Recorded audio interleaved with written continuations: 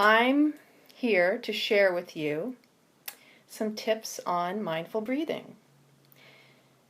So as you're sitting here watching me, just make yourself comfortable. I don't necessarily recommend trying to do this with your eyes closed driving your car, but if you are in your car and you have the opportunity to pull over, that's always the best way to do it. Otherwise, the most important thing to notice is, how is your breathing? Are you a deep belly breather? Are you a shallow breather? Do you breathe just into the chest? Maybe you barely get it past the throat. How many of you out there really know what a full breath feels like?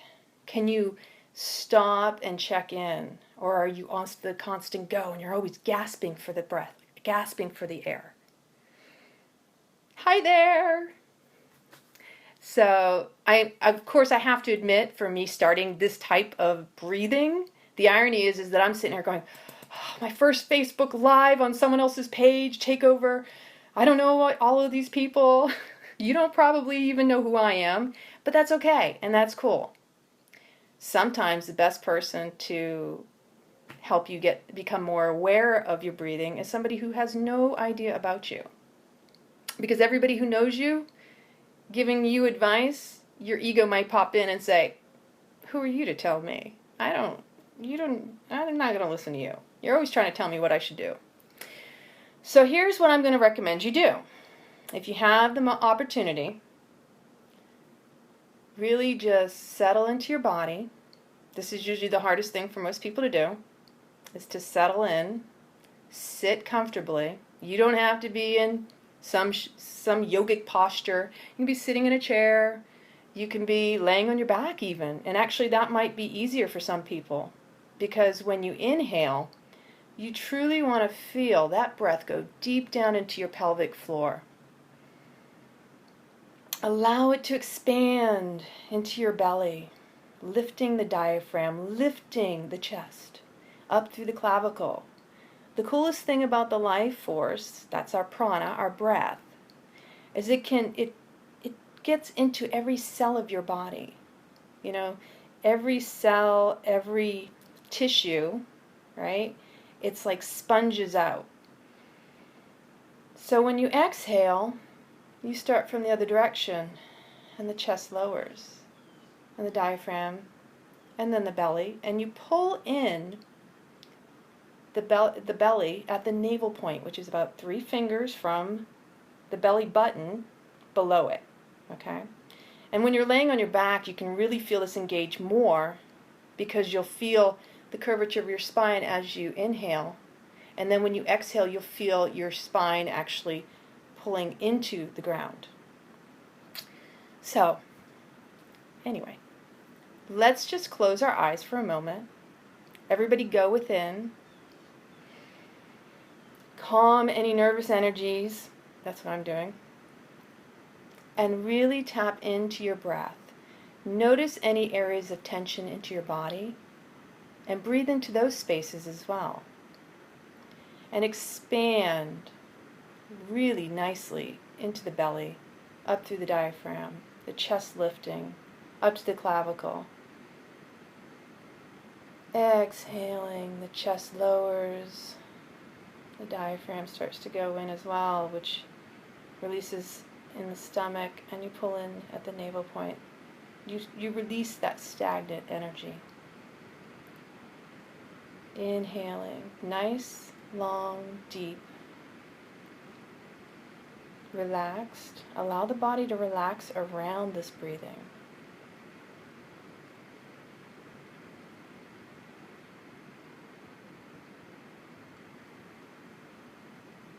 Listen to the sound of your breath if you can. The sound of your breath actually will calm your wandering mind. So if you catch yourself where your breath is no longer audible to you, it's probably because your mind gets busy, right? Bring your attention back to your breath. Bring your attention back to your body. Be present in this moment right here.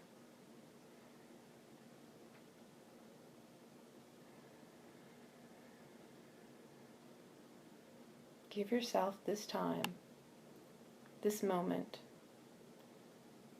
to calm the chaos of the monkey mind. Let everything external to you, it can all wait.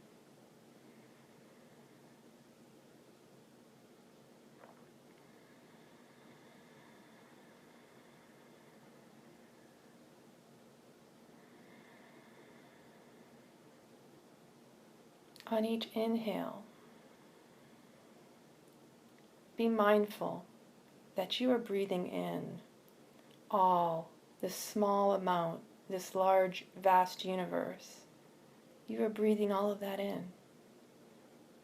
Everything that has ever been, before, during, and even after. And then exhaling. This connects you to that.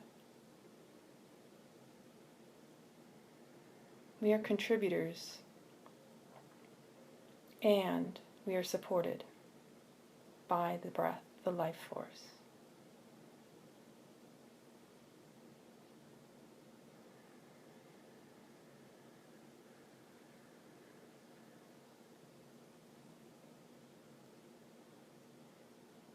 Being mindful of the breath, being mindful of the body, allows you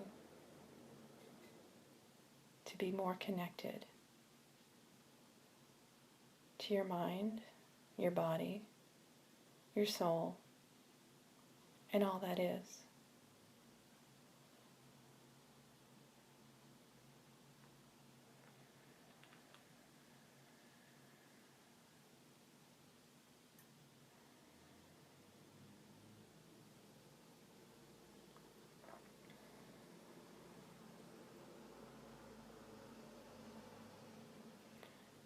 Now, as you've come into the deep breathing, I want you to notice how long it takes you to fill your belly. Count to yourself in your mind the amount of time it takes for you to make a full inhale. And however long it takes for you to make that full inhale, suspend your breath, hold it comfortably, allowing the body to relax around it for the same equal amount of time. And when you've reached that number, exhale with the same equal amount.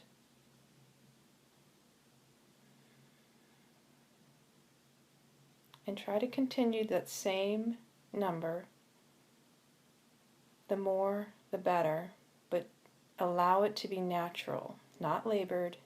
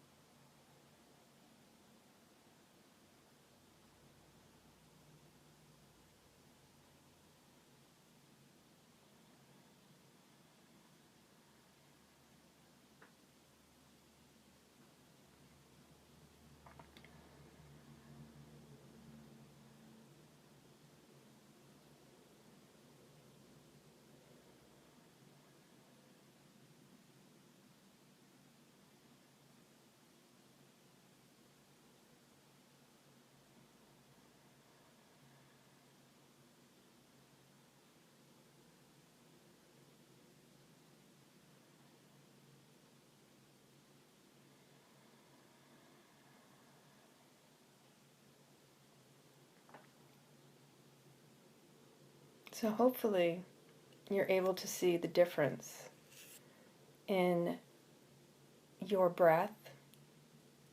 Then you're noticing the quality of your mind and your thoughts. And maybe noticing maybe a calmness, a stillness. And even if not, you can continue to come back to this, because the ultimate in being mindful of the breathing, it is going to reinvigorate your life.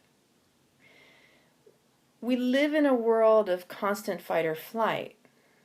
So if our breath is labored, if it's shallow, which is a false sense of thinking we have control over things or that we're separate from things around us. In all essence, the breath is what carries us through this life. The breath is what motivates us forward in our life. Whether we are motivated to get out of bed in the morning, whether we are motivated to get out of the house, and if our prana, our life force, is lacking and we have shallow breathing, we may find ourselves in more depressive states. See, we're always expanding, as the breath teaches you, or contracting at all times. And in our lives, sometimes we have to go within, and sometimes we have to go outside and contribute and be engaged. And the more we can actually maintain mindful awareness of the quality of our breath, the fullness of it, the more that we can actually engage more fully present and more neutral in everyday experiences. See, the neutrality is the key to the mind. Our mind goes through 3 different minds.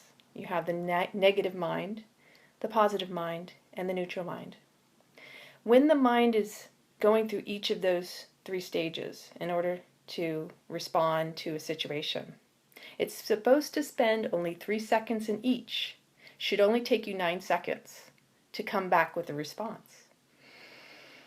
So, the negative mind is there to protect you. It will think of the worst case scenario in 3 seconds. And then that positive mind will say, well, wait, we have another spin. But then when the neutral mind gets a hold of the information from those 2, it can sit there and go, okay, here's my response. If it takes more than 9 seconds for you to make a decision or to respond to a situation, chances are you're not operating properly. You're not breathing properly. You're not fully engaged. You're not fully present.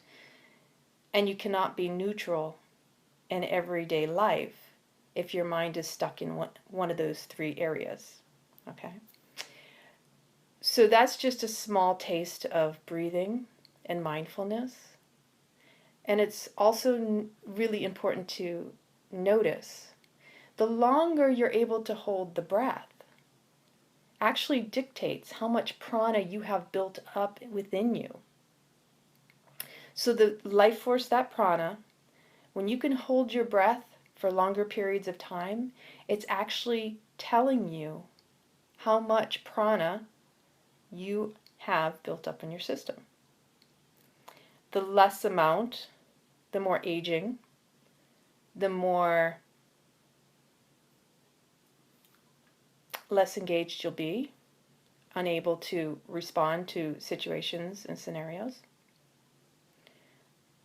Breath is the one thing we tend to take for granted because we could either be habitually breathing, we really don't have to breathe, the body's doing it all for us, or mindfully doing it, which is to say it's part of us and we're harnessing that activation, that life force. So, if anybody has any questions, I hope everybody's feeling calm out there. It took me a while in my life to recognize my breath was very shallow. And some experiences that I've had over the years was catching a full breath. So the full breath is sometimes more difficult because we get stuck. It's part of the fight or flight. And some people are even breathing through the mouth. And the only reason you're going to breathe through the mouth is for purposes of detoxification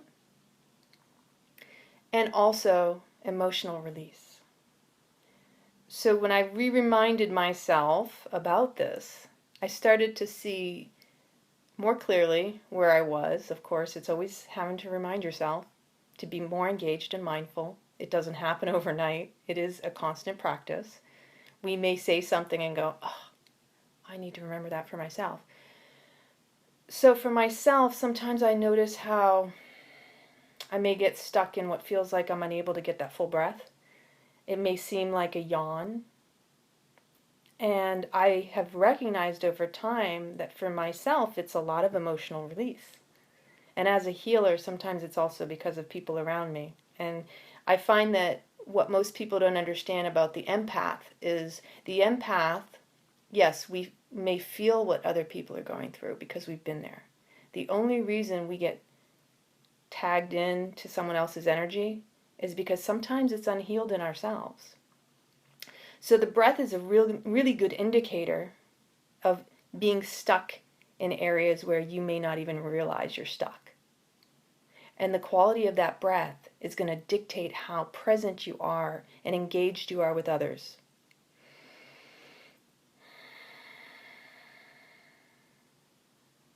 And again, the mind, when it hears the breath and it can shut down, silence out all the chitter-chatter, let's say, the sound of your own breath is calming and soothing to that wandering mind. So whenever you get a chance to take the time to sit with your breath and breathe fully, you're going to find that over time, it's going to shift your life. Where energy goes, where attention goes, energy flows. So the more you focus in on the breath internally, on your body, it will also open up the awareness to your physical body. Because body awareness is also key. And we may have tight areas. We may have, degenerations or diseases within our physical body. But without recognizing our breath or tapping into our body's wisdom, we continue to hold on to, which is when we feel tense. But again, the breath, breathe into those spaces. Breathing into those spaces is going to open up that space for release. The more you're breathing, the more you release.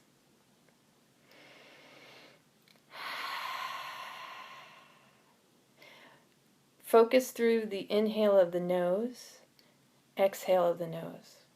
If you're a mouth breather, I invite you to be very present and to shift it out of the mouth and continue to focus on the nose.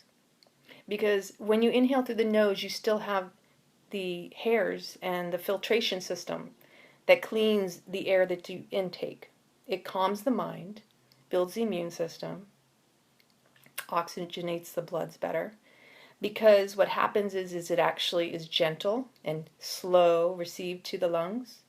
When we breathe in the mouth, what we're doing is putting a little bit more stress and strain because it's going straight to the lungs, unfiltered, just like the mind sometimes uncensored. And when that happens, that can be a little tough on your psyche. And you want to only breathe through the mouth when you're trying to work on a certain purpose. So I'm going to share another breath technique with you. For those times when you feel like you need to really shift your emotions, if you're in a or even if you need energy to take you through the day.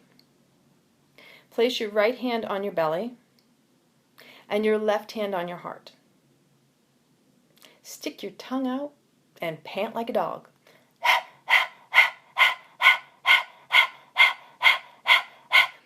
Equal inhale, equal exhale. You're pulling in at the navel point. Again, 3 fingers below the belly button. And now, as you're doing this, I want you to close your mouth and do it through your nose. And close your eyes and focus at the third eye point.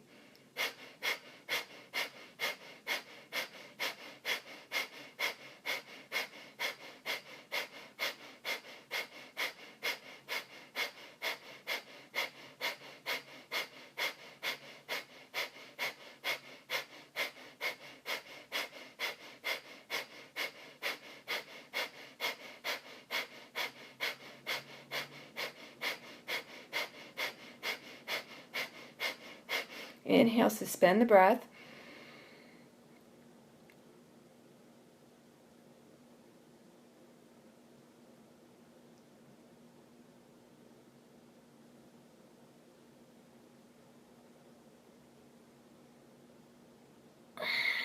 Exhale, release. Keep your eyes closed this time and place your hands on your lap, your right hand in your left palm, or your hands in Gyan Mudra on your knees, fingers, index and thumbs touching. And return to the long, deep belly breathing. And notice the energy as it circulates throughout your body.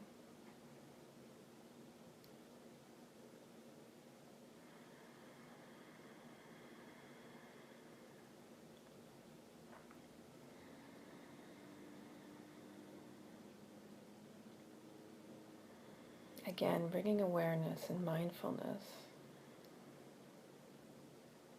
to that breath and watch it as it fills all the areas in your body. Feel it.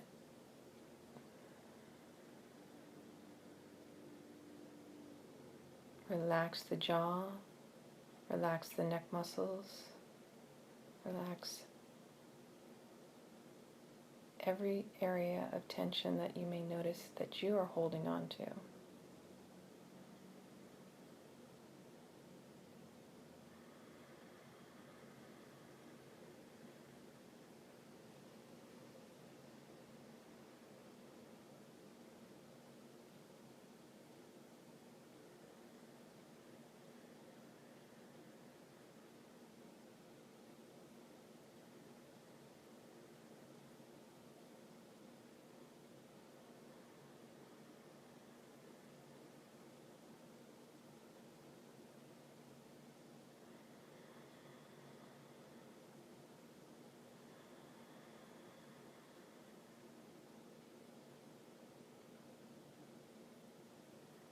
And now slowly open your eyes. It's not the same as Kapalabhati, okay, Yogini Gita?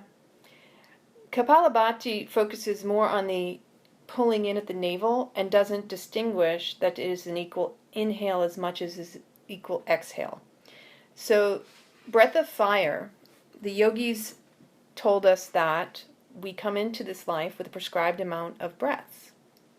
And breath of fire is actually considered the equivalent of one breath, as well as the longer that you can extend your inhales and your exhales, you're extending your life. You're extending your life force. You're building that prana, that energy vitality within you. So I hope this is helpful, and I'd love to hear back if you experienced any shifts in where you might have been before you started watching to where you are now. I myself was in the Air Force for over 10 years, worked in government contracting for a period after that as well, and came from the background of very high impact, go, go, go, go, go. I didn't know how to slow down. I didn't know how to breathe properly.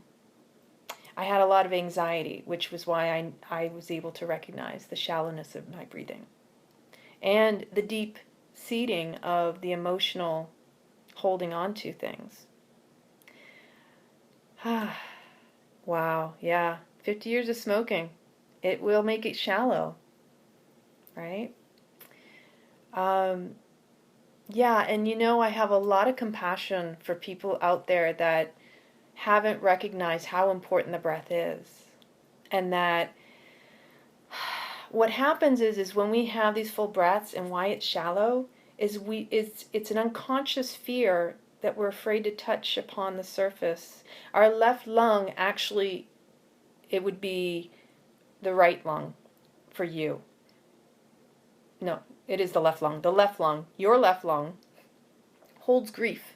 So if you've been through a lot of trauma in your life, emotional trauma, experiences that have really settled into that grief space of the left lung, yeah, to breathe fully is going to bring stuff up to surface. And that's the irony, is that we're so fearful of confronting our past, our pains, our experiences in this life, sometimes it's almost like if we feel like if I confront it, that means other people will see it when they won't even see it because you're the only one who sees it.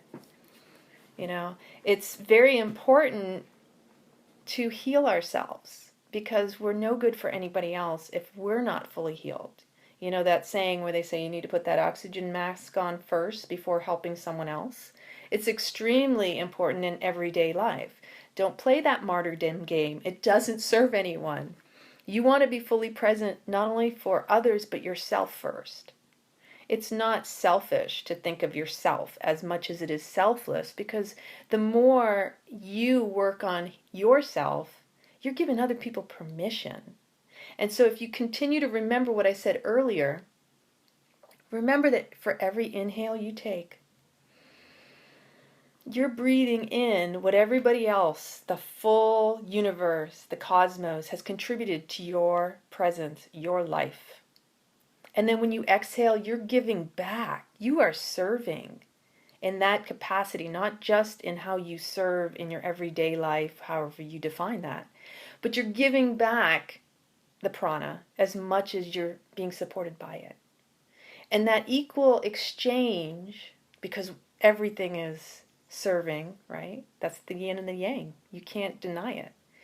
For every equal exchange, it brings us closer to the recognizing our own divine nature and our connection to the higher power, whether you call it God, universe, the life force, all knowing. It's just who we all are. I am. So, yes, pranayam, rock on. So yes, there will be a replay for certain. I've really enjoyed this. I'm so grateful to Tom for constantly sending me oodles of messages, and me being so busy, I didn't have a chance to respond sooner. I'm sorry I didn't do this sooner, but I will definitely do it again. If you're interested in more of my live videos or my information, like to get to know me better, I am all about Sassy Vibes. That's my business. I am doing a retreat in Italy, in Tuscany, the 2nd through the 7th of July of this year. It's still open, so if you have this urge, let's put it this way. I lived in Italy off and on for over 15 years, back and forth, during my time in service and also when I became a contractor. So to see it with me, because I know it well, I speak Italian, parlo un po', posso anche aiutarti. I can help you enjoy it even the more. The whole premise behind this retreat is about the yoga. It's about the breath and the body awareness. These are my passions because I know how long it took for me to get my head wrapped around slowing down. So I used to teach aerobics, and I was very high impact, and kickboxing, and I was a marathon runner. So to go from that extreme, I'm very humbled to slow down. I know what it's like, and it doesn't happen overnight. But the most important thing you can do is be kind to yourself. Listen to your inner wisdom, your inner guru, because only you know for you. And I'm all about cultivating and nourishing where you're at and accepting you perfectly where you are, because we are all perfect in this moment right here. We're all on the same path, just having different experiences to reach that same destination. We all desire and deserve love unconditionally. So I'm all about connecting with good vibes and sassy vibes. In fact, I do believe we have a little sassy in us, which is why I believe you want to up your vibe and get your sassy on. I have sassyvibesretreats.com. I have a YouTube channel. I have embracinginspiration.wordpress.com. And I have 2 pages on Facebook, which is Embracing Inspiration, and the other one is Sassy Vibes Wellness Retreats. I've been teaching yoga for over 6 years now. It has completely changed my life. And I invite you to come join me. I love sharing this. I've been mostly raw vegan for over, let's see, 7.5 years now. And it didn't happen because I wanted it to, because I'll tell you right now, I was the first one to tell you, I was never giving up my filet mignon or my real butter. And I lived in Italy, but it turned out I was allergic to gluten. So on this retreat, the irony is that most people think that Italy, it's all the pasta and gluten. Italy's really cool because they know about gluten intolerances. They even subsidize their own people for those people who have allergies.